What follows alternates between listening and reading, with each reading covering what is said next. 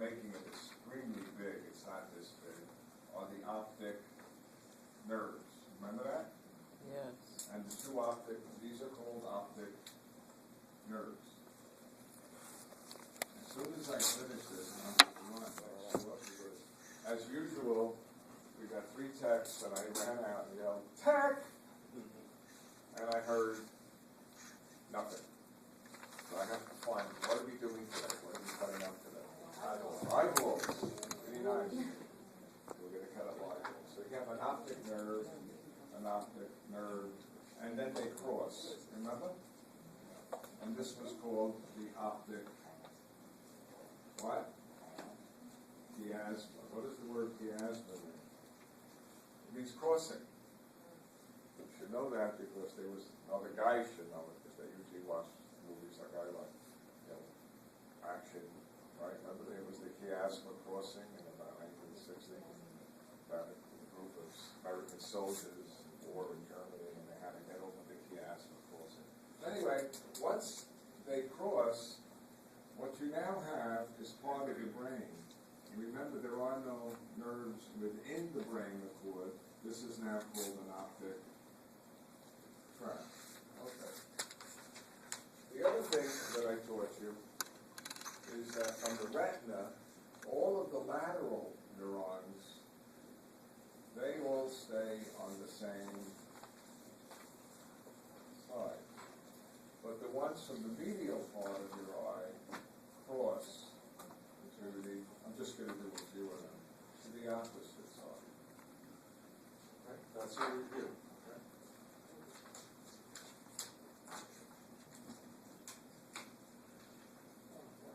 Here.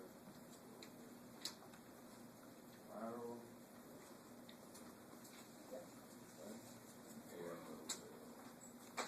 Can't you? Big deal. Now the What's question wrong? is, where do the optic tracts go? And they lead to a very important part of your brain that you learned last term, called, one on each side, called thalamus.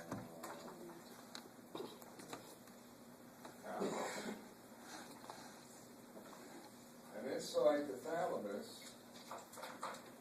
these neurons are going to go to one area.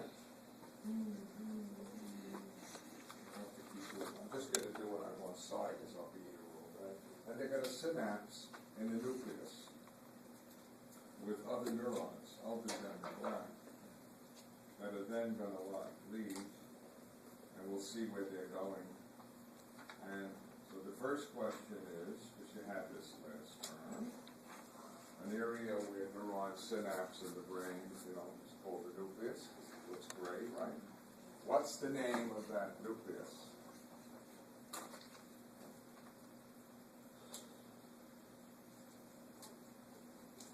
Nobody.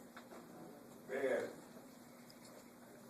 It's called the lateral geniculate nucleus. How many remember the name now? Remember it now? The teacher didn't teach it.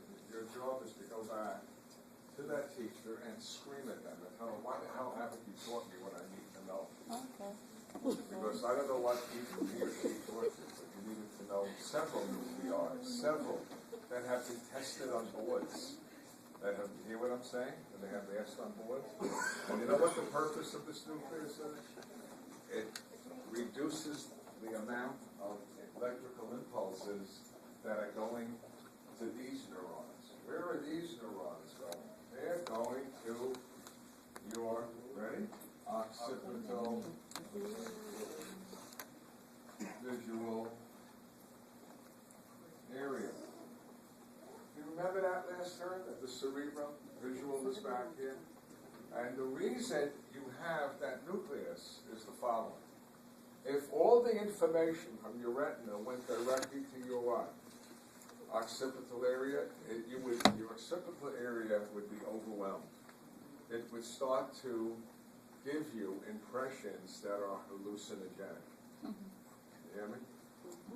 And there is a chemical that can actually get to that nucleus and allow all the electrical impulses to get to your cerebral cortex, occipital cortex.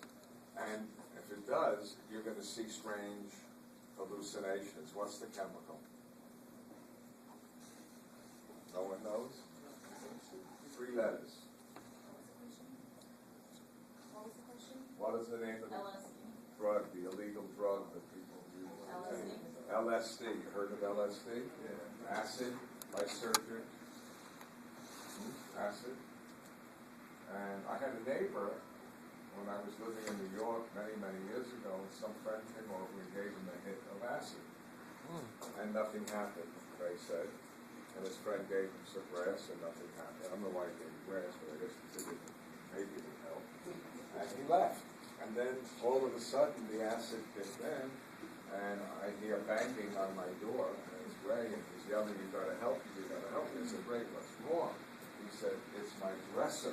It keeps marching up and down." And my dresser will not stop marching up and down the hallway. I knew right away what was going on. And he said, "And my face is falling apart."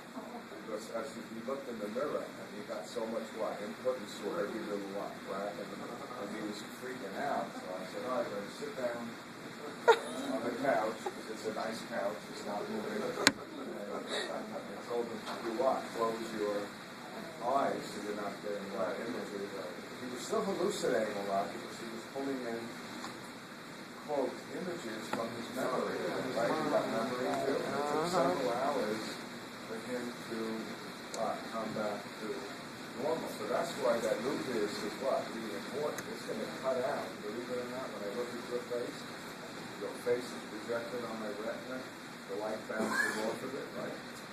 Only about 30–40% makes it to my cerebrum. Wow. And remember, we have blockage. Remember, the rods and cones are where? They're in the back of the retina. The white polar cells are in front. The ganglionic cells are in front. And you're trying to filter. There's too much information out here. Ditto, when we do air today, you'll see the same with sound. Okay? There's another nucleus that does that. Now, I will be very happy if we knew the answer to this. Some of these neurons do not go to the occipital visual area, the occipital lobe of the cerebral. Some of them do this. Look, they synapse and they go here. Some of them synapse and go here. Where the heck are they going? I'll give you a hint. They're going here. I'll draw a picture. Give you another hint. They're not going here. There's something below it. Give you another hint.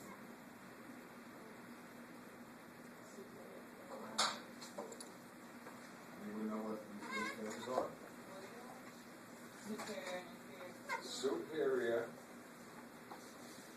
If this is going to the superior folliculus, one on each side. This is called the inferior. We'll do that later. And why are you sending some of the visual information from your eye to this what? Superior folliculus? By the way, all 4 of them, 2 from the right, 2 superior, 2 inferior, are called, has been on boards, corpora, anyone?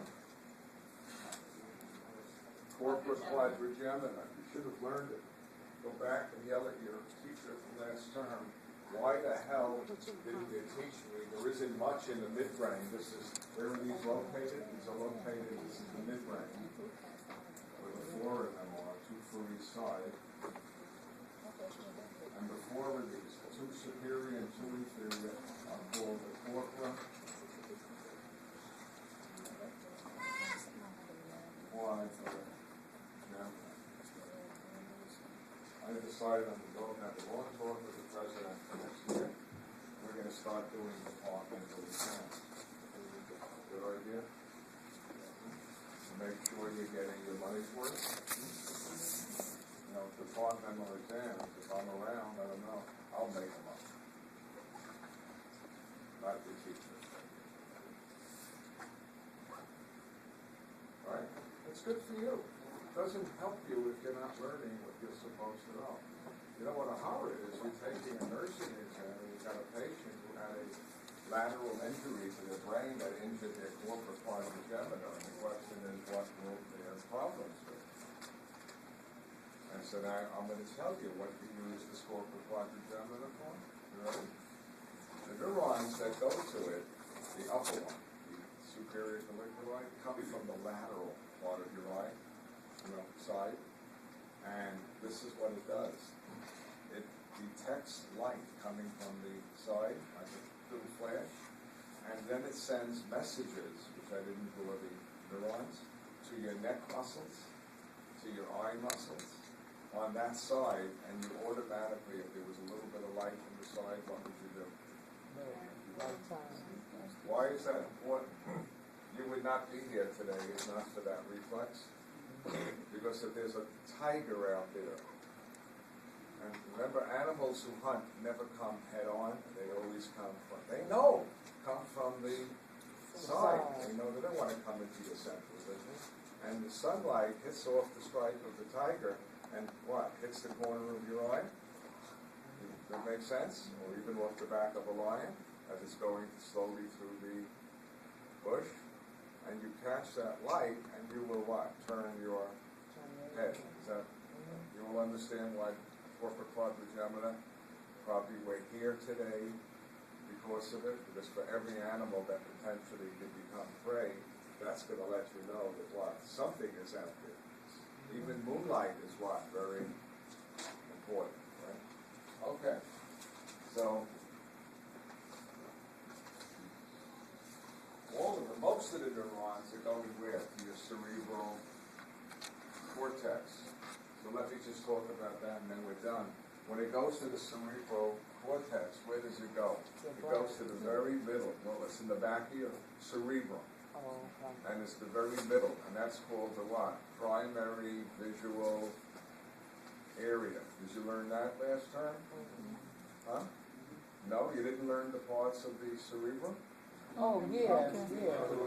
It's going to, what's in the occipital lobe? Vision. Where is hearing? Temporal. Remember somesthetic? Remember that? Which is in the parietal? Okay, so it's going where? To your occipital primary visual area. Now what do you see? You don't see, what you see when I look at you, it's just what? Various colors, what? Hitting that area. It has no meaning. Zero. Okay? I see patterns. But then I have to take whatever goes to that area and I got to move it where? Send impulses to the surrounding area, which is called the primary visual, the visual association area. And in that area is your face, once I've learned it. You with me? And now that image in the primary visual area, which has no meaning, it's just what? Light, light and darks and color. But now I move it into the what? The association area, and it goes, that's who it is. Right? So, a very good example, if you look at an abstract painting, lines going everywhere in different colors. You've seen these, which I never understand why some of them sell for so much.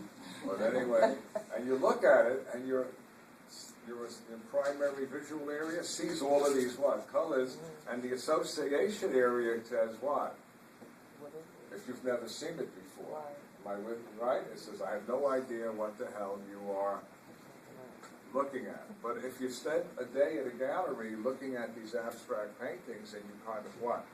Put them into your association memory, then the next time you looked at that painting, you would go, oh, that's an Andy Warhol painting named so-and-so. So all of your association areas are continuously what? Learning, and filling up with data. I got great association areas, not for names, but I got them for faces. I could be students 10, 15 years later, and I will know that they were one of my, most of them, not all. I had too many.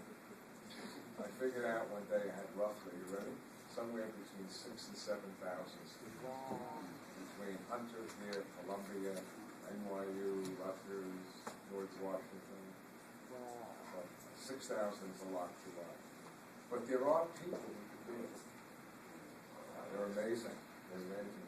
There was a guy, he'd go into an audience of 500, and he would look at everybody and say, "Quick, tell me your name." And then he'd have them all switch seats, and he'd look at a person and tell them their name. He never missed. And that's something you can't learn. That's not something you always born with. And did that person also remember long term, or was it just for sense of memory? That's a good question. I don't know. That would be interesting. I think that'll be short term, because everything you learn initially goes into short term. We don't have time to do memory. It was in one of the chapters of last time. And I told my students, read,